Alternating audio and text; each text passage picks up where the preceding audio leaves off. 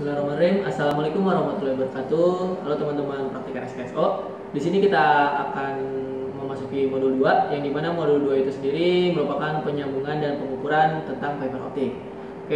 Mungkin di atas meja ini merupakan alat dan bahan untuk melakukan penyambungan. Jadi kita akan memasuki penyambungan terlebih dahulu, dan juga nanti kita akan menjelaskan terkait apa aja nih yang ada di atas meja ini. Oke, langsung stay tune aja.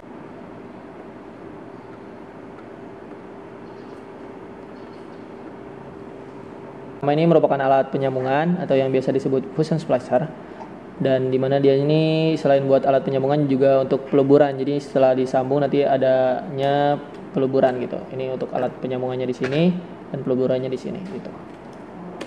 Oke, selanjutnya alatnya yang kedua ini stripper. Di stripper ini dia itu berguna untuk memotong bagian dari coating, cladding dan core-nya gitu. Nanti bisa dilihat di sini.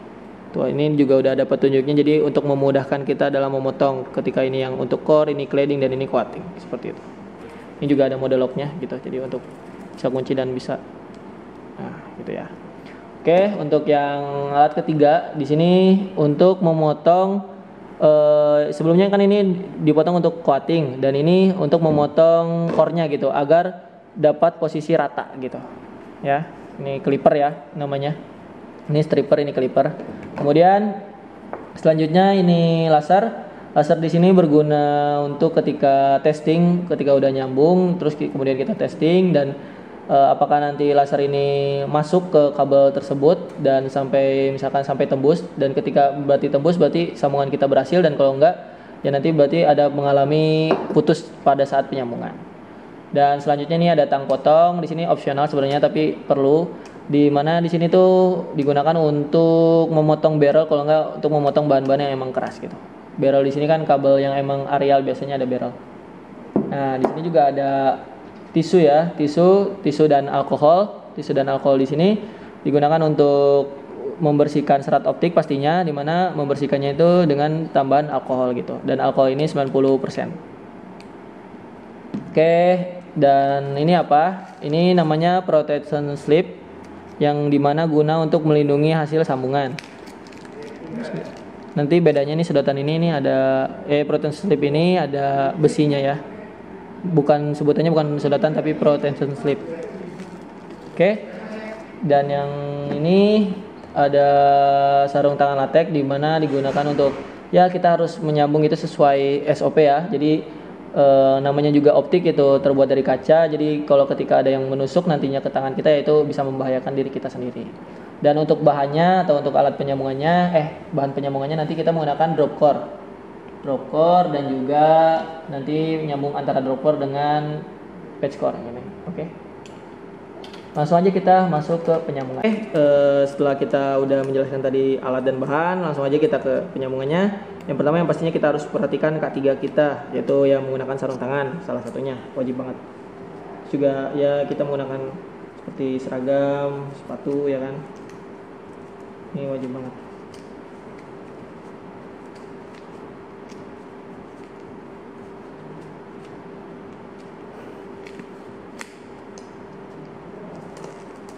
Terbuat dari kaca bahaya. Oke, langsung aja kita di sini menggunakan kabel drop core ya. Nah, dari drop core sendiri sebenarnya ini kan ada 2 core ya. Kita menggunakan core yang biru saja.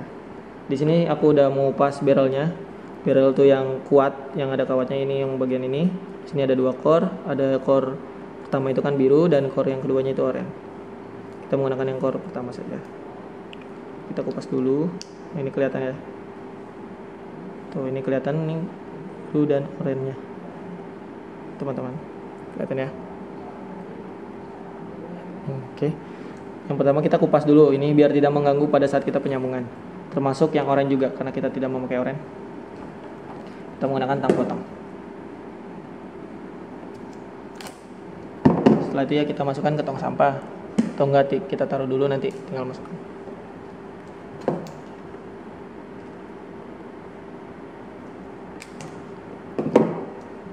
Oke, setelah dipotong kita menggunakan fiber stripper. Di sini kita untuk memotong coatingnya.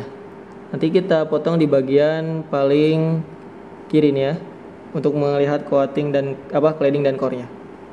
Bagian paling ujung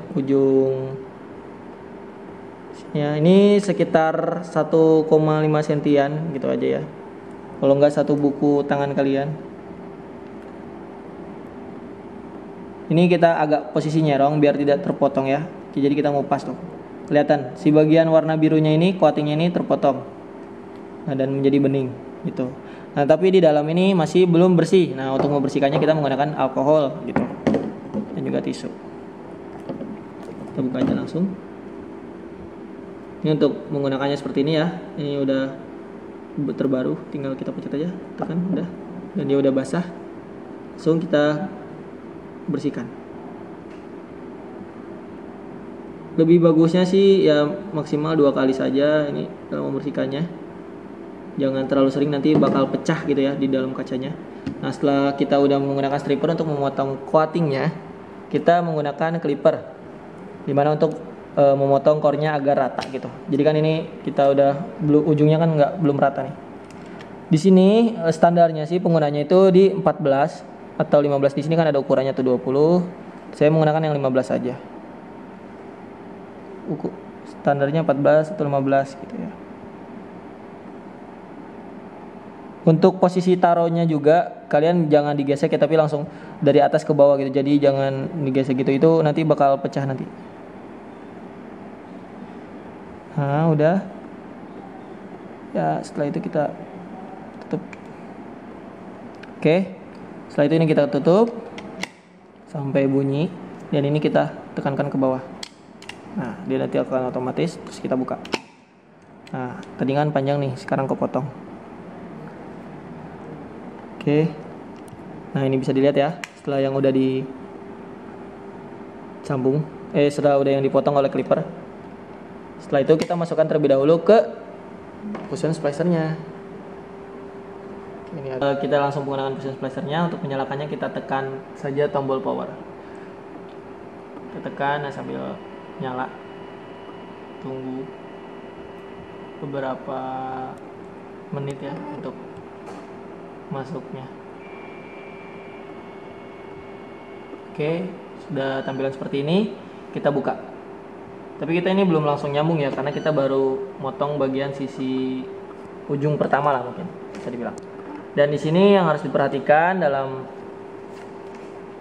apa ya, untuk memasukkannya ke fusion splicer ini, kita ini harus sama kayak tadi menggunakan fiber clipper itu dari atas ke bawah ya. Ini kita buka dulu. Jadi jangan sampai ininya tuh kesenggol-senggol gitu, kegeser, jadi nanti bakal pecah gitu. Ini yang benar-benar harus diperhatikan sama teman-teman. Jadi makanya kalian taruh ujungnya dulu, ujung core-nya ketika udah. Dan juga ini harus mendekati dan tidak melebihi dari jarum V-groupnya ini, yang ada 2 ini nih, sisi vertikalnya ini. Oke, kalau udah ini udah agak mendekati dan tidak melebihi, kita langsung masukkan saja.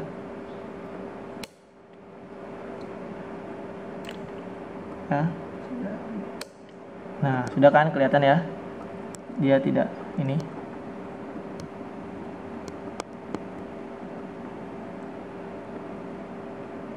Sudah terlihat. Oke, kalau sudah, langsung kita tutup bagian pertamanya. Dan nanti akan muncul di LCD-nya. Nah, ini tampilannya gitu ya. Nah, ini mungkin ada beberapa pecah dikit ya, mungkin tadi ada yang kesenggol dan ini tuh bisa diperdekat. Oke, kita lakukan hal yang sama dengan yang tadi kabel sebelumnya. Namun ini yang berbeda, kita memasukkan protection slip gitu. Sebelumnya ya kita bisa masukkan di kabel sebelumnya atau ya kabel kedua ini gitu. Ini saya masukkannya yang kabel kedua. Kita masukkan ya. Ini kita menggunakan kabel patch core ya, teman-teman. Dan dalam pengupasannya ya kita menggunakan fiber stripper, mengupas coatingnya. Nah, ini harus berbagian gitu, agar tidak terpotong.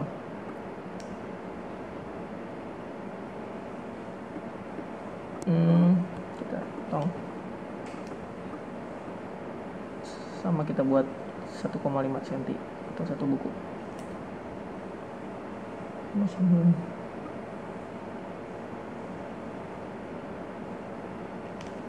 Dan coba kita apakah core-nya masih ada atau tidak. Sudah tidak ada. Nah, ini bisa terlihat ya, hasil yang setelah dipotong. Kemudian kita ini terlebih dahulu kita kasih alkohol untuk membersihkannya, tekan, sudah basah, kita bersihkan selama ya 2 kali aja ya, biar bersih, tidak ada debu. Kita langsung potong core-nya menggunakan fiber clipper ya, tadi yang saya bilang biar rata. Oke, gunakan ini harus diperhatikan naruhnya. Saya naruh di 15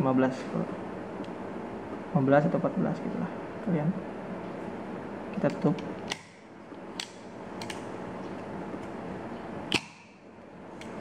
Hal yang harus diperhatikan juga dalam penggunaan fiber clipper ketika dalam pemotongan itu lebih bagusnya itu 1 kali saja. Kalau misalkan udah 2 kali, nah itu pasti pecah core yang udah kita potong di fiber clipper. Langsung masuk ke fusion splicer. Kita buka. Sama ya. Nah, tunggu dulu sampai tadi bunyi selesai. Ini karena pergeseran. Nah, ini harus sampai ujung. Nah, kalian megangnya seperti ini ya. Jangan kayak gini. Kalau gini kalian nanti susah. Jadi megangnya gini. Ini nanti kalian gampang untuk, nah ini apa ya, untuk memasukkannya ke P groupnya tuh. Ini udah pas. Nah, ini mengangkat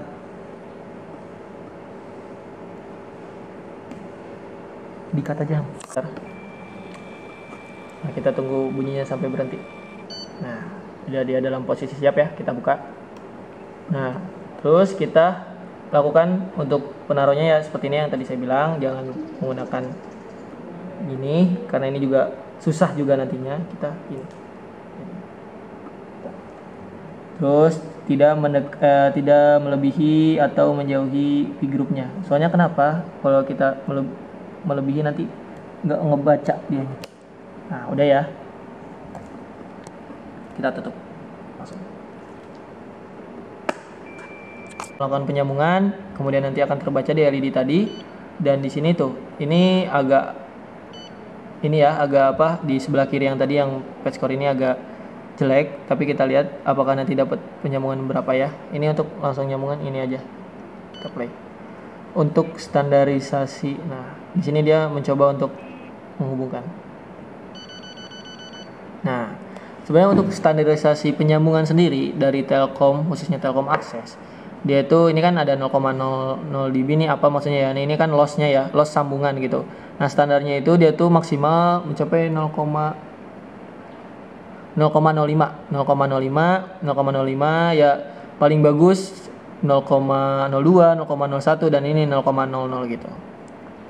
Jadi ketika itu melebihi apa ya, angka loss dari yang ditentukan oleh Telkom Akses, berarti itu harus disambung ulang seperti itu. Nah, setelah itu udah hasilnya 0,0 dB ya, di dalam bagus. Nah, si protection slip ini kita pajukan dulu.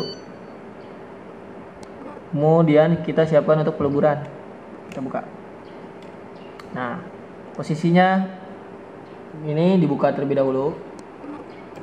Jadi kan untuk ini protection slip untuk melindungi penyambungan hasil yang udah disambung. Terus ini kita ini buka lagi. Nah, hasil yang sambungan ini kan bening nih, kelihatan nih. Kita harus tutup. Kalau misalkan nggak ditutup, nanti dia banyak debu yang masuk dan redaman pun makin besar. Nah, udah ini ya. Jadi ini kita nggak usah gimana caranya biar nutup. Ini kita tinggal pantengin aja kabelnya. Jadi dia nanti nutup sendiri. Ya, gitu ya.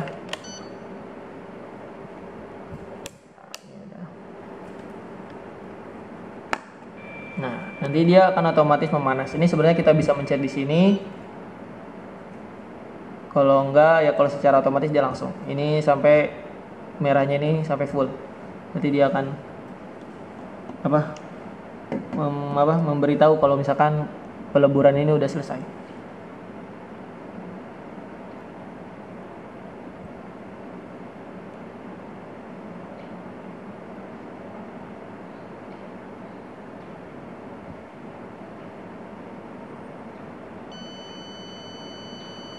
Nah, udah membaca seperti itu berarti dia setelah dipelebur terus didinginkan terlebih dahulu dan udah selesai prosesnya. Kita buka langsung aja.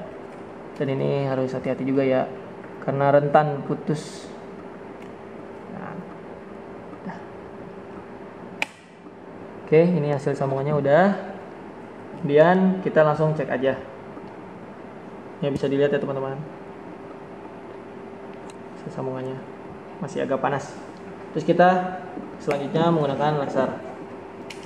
Oke. Nanti kita cek bakal ini di biru ini bakal nyala apa enggak, bakal tembus atau tidak.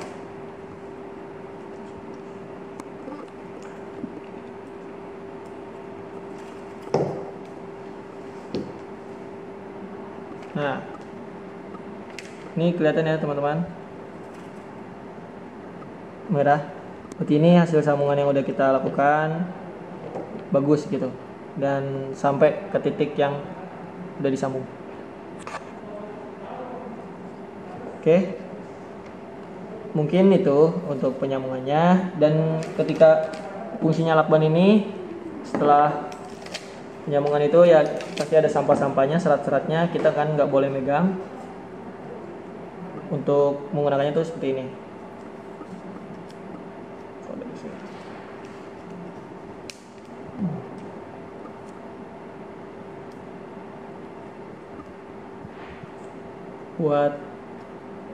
Buat lakbannya seperti ini ya. Nah udah, terus nanti kalian sampah-sampah optik ini ya tinggal ini ambil.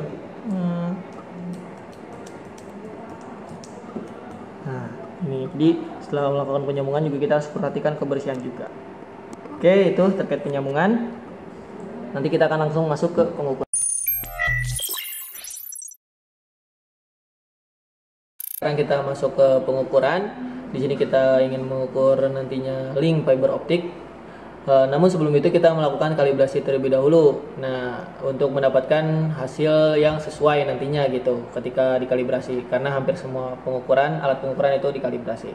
Di sini ada alat pengukurannya itu OLS dan OPM, dimana kita dari sisi OLS dulu, optical laser source. Ini sebagai kayak penggantinya laser juga gitu, dia inputan juga.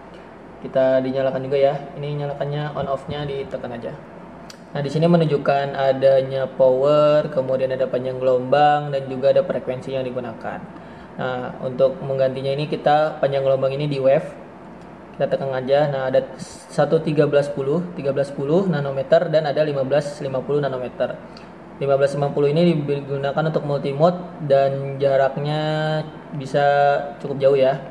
Dan untuk 1310 ini dia itu digunakan untuk single mode dan jaraknya itu sangat pendek, relatif pendek, minim 10 km kalau tidak salah. Kemudian ini untuk modenya kita merubah frekuensinya, harus ada 270, 1000 dan 2000. Oke, dan juga di OLS di sini kita harus perhatikan dia ini memiliki daya output sebesar -7. Ya, -7. Jadi nanti ketika kalibrasi kita tuh harus mendekati -7.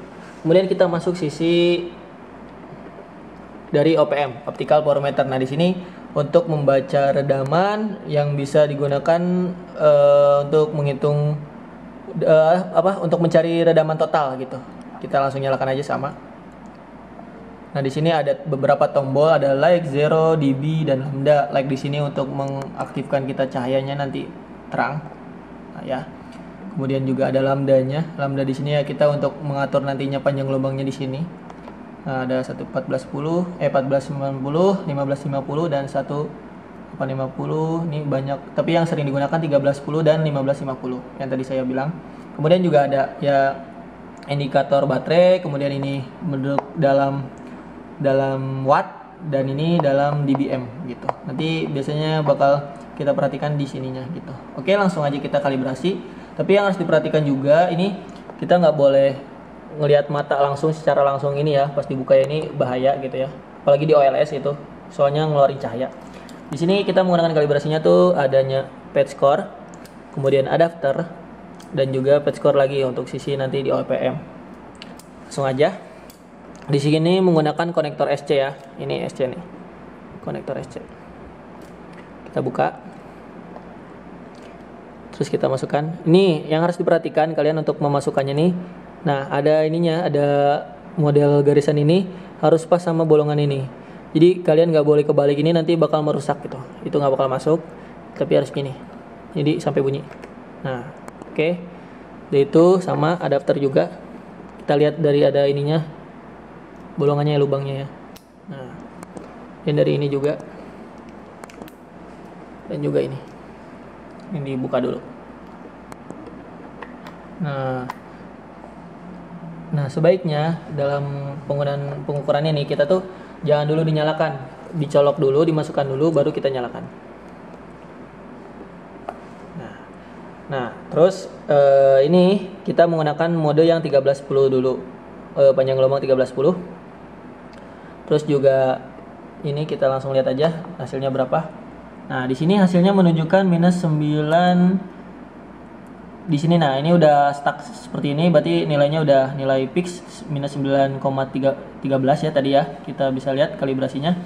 Ini menandakan bahwa OPM ini bekerja dengan baik ya, gitu ya. Karena apa? Sebelumnya kan dari OLS ini menerima minus 7 dan mungkin memang udah kendala lama juga sih pengukuran ini, jadi nggak terlalu presisi. Jadi harusnya sih mungkin di sini tuh mendapatkan minus 7, berapa gitu, karena juga kan nanti ini kan dari patch core-nya mempengaruhi panjangnya, berapa kabelnya, terus ya konektornya juga ini pasti ada loss setiap konektornya di sini. Tapi di sini kan mendapatkan minus 9, tapi nggak apa-apa, ini masih toleransi, berarti alat ini bekerja dengan baik gitu. Jadi kalau misalnya ini bisa kita perhitungkan ya, pada dasarnya kan ini minus 7, kita tinggal kurang aja ini, berarti kita mendapatkan redaman total ini pada link ini tuh minus 9 gitu. Minus 2, mohon maaf, minus 2 dBm. Oke, sekarang kita langsung aja pengukuran ke link mungkin dari FTTH, tapi tidak semuanya ya. Kita di sini dari mulai sisi nantinya OLS-nya di sini, dari OTB dia masuk ke kabel distribusi dengan mungkin ini 1 km, kemudian nanti ke tiang untuk nanti menujunya ke ODP. Ini nanti ODP di sini. Ini sekitar panjang kabel seluruhannya ini ada 3 km.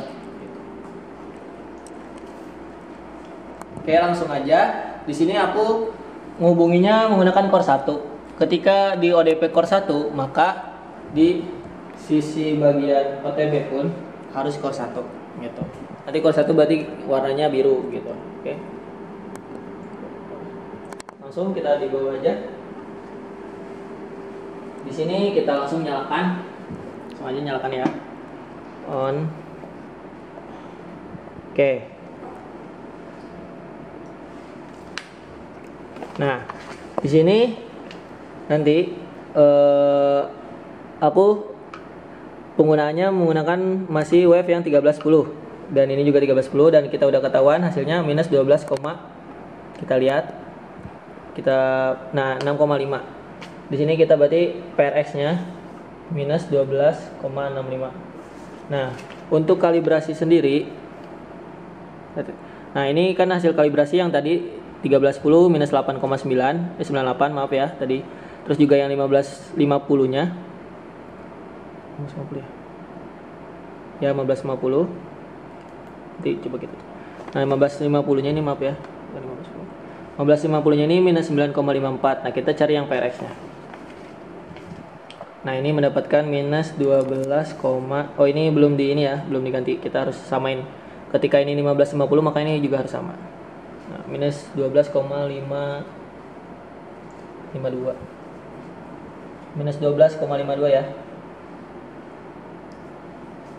Oke. Nah, ini untuk nanti hasil data kalian. Jadi ini dari sisi PTX-nya nih, terus ini PRX-nya. Nah, untuk mencari redaman totalnya itu gimana? Saya nanti kasih contoh ini. Jadi itu pedomannya tuh PRX. Nah, di sini kita untuk mengkalibrasi loss total yang ada pada core yang digunakan di antara OTB dan ODP. Untuk gelombang yang 1310 ya. Rumusnya itu PRX sama dengan PTX dikurangi loss. Nah, PRX tadi kan sudah didapat minus 12,65 dan PTX sendiri minus 8,98 dikurangi loss. Nah, yang lossnya kan yang ditanyakan loss, sehingga dipindahkan ke bagian kiri yang PTX ditulis lagi, dan yang nilai PRX dipindahkan ke bagian kanan, sehingga minus 8,98 ditambah 12,65. Kenapa ini ditambah? Karena pindah ruas negatif ini menjadi positif, sehingga loss yang didapat sama dengan 3,67 dB.